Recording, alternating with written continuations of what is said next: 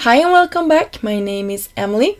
I'm happy to be here this month guest designing for Alex Sabiria Designs YouTube channel, as well as I will be doing some projects also for their Instagram account, so stay tuned for those. I started off here by picking one of my favorite products from Alex Sabiria, and that is the Life is Good stencil. For these products, it's actually 3 coordinating products. So it's the stencil set, it's a coordinating stamp, and also dies. So you will see all of those products in this video. But I started off by creating with the stencils here. So I picked a couple of blending brushes from my stash. You can use whatever you have, and a couple of ink pads. I love using teal and light green for my leaves. So when I was done with this, I just lifted the stencil, and then I will go in with the second layer here. I picked a slightly darker color for this layer, and then I went in with a heavier hand. And you can see the magnets here on my magnet board. It just keeps everything in place, so that I, for every leaf here, can perfectly align everything if I accidentally shifted anything. And there you go, here is the first layer. And I also created a second card. So I kept working on these 2 cards at the same time. So I have the one of them and then the next one and so on. So that is also a tip. If you want to make a lot of cards, just have a couple of panels cut down, and then you can sort of play around with the color choices and create a lot of cards at once. So I just love that. And you can also see I masked off a couple of parts in the stencil. You will see it on the next one as well. That is just because I didn't want any of the color to seep underneath the parts that I intended to have in some other colors. So for example, here I wanted a yellow flower and then some corally pink flowers. So if I haven't masked that off, that would have maybe accidentally been in the wrong color. So this is really a helpful tip, just to take some washi tape and mask off the parts that you at that time don't want to have in any other colors. So this didn't take a lot of time. It was really easy and went super fast to do. So it really, if you want to have a couple of different colors on your flowers, this is really an easy thing to do. You just have to think about where the flowers are before you start coloring. So here is our 2 panels all finished. And as I said previously, this stencil set also has coordinating stamps. And I decided to use that for this, and I think it's easier to stamp it afterwards. That is just my opinion. You could obviously do it the other way around as well.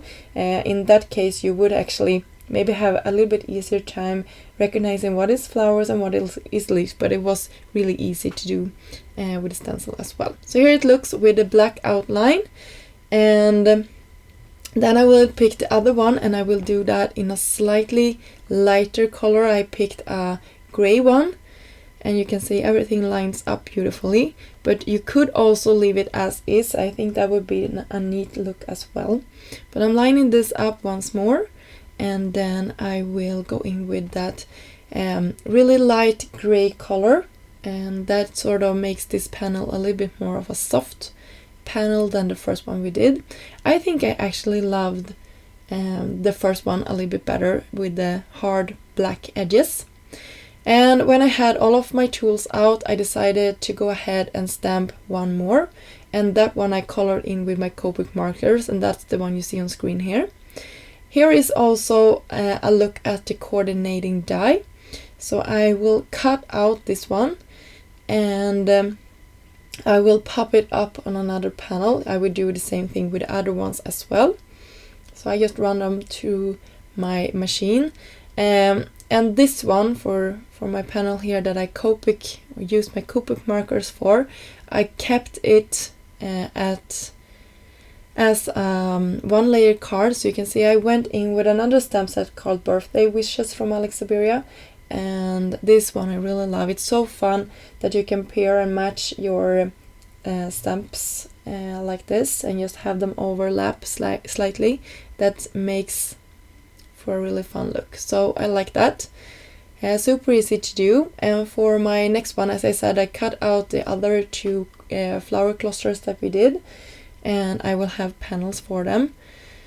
And here I'm just sharing how I created my card bases for my projects. So they were side folded note cards, and I love to like save and hoard my papers.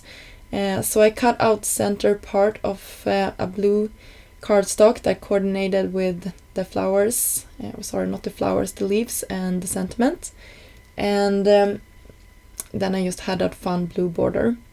And for the sentiment, I love the look of heat embossed sentiments in white on top of black cardstock. So this is a neat trick that I like to do, just using some white pigment ink. You can use whatever you have.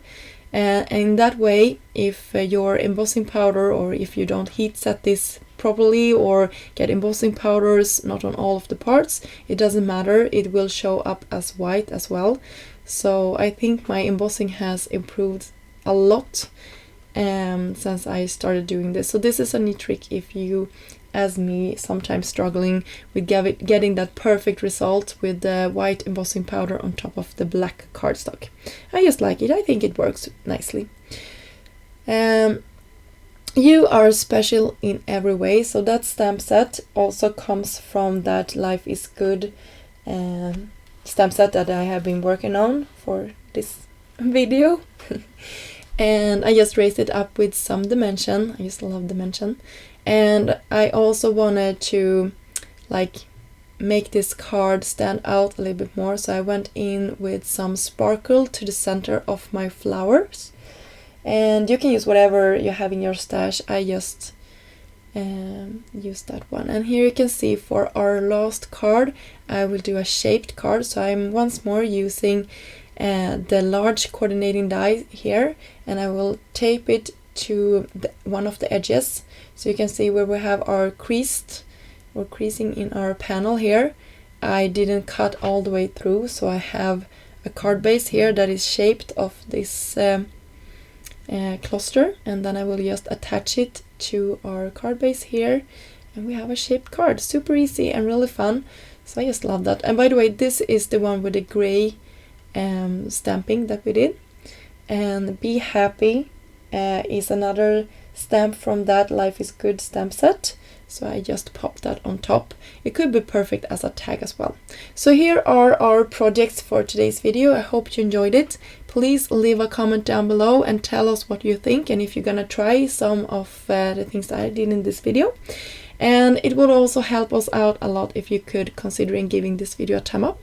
And all of the products that I used in this video will be linked down below. And until next time, have a great day. Bye!